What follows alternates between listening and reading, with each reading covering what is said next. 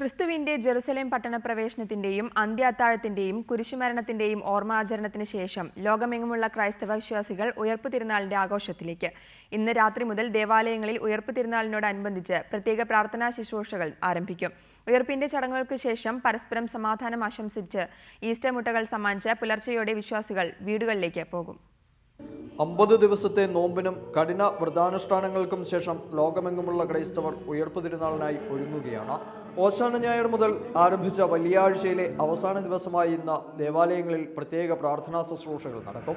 ഇന്ന് രാത്രി 10 മണി മുതലാണ് ഉയർപ്പിന്റെ പ്രത്യേക ശുശ്രൂഷകൾ ദേവാലയങ്ങളിൽ ആരംഭിക്കുക.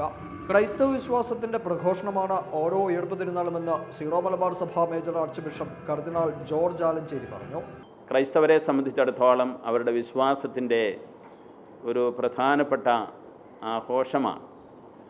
ഏറ്റവും പ്രധാനപ്പെട്ടതെന്ന് വേണമെങ്കിൽ പറയാം. കാരണം കുരിശിൽ മരിച്ച ക്രിസ്തു ഉയിർത്തെഴുന്നേറ്റു എന്നുള്ളതാണ് ക്രൈസ്തവ സഭ വിശ്വസിക്കുന്ന ഏറ്റവും അടിസ്ഥാനപരമായിട്ടുള്ള സത്യം.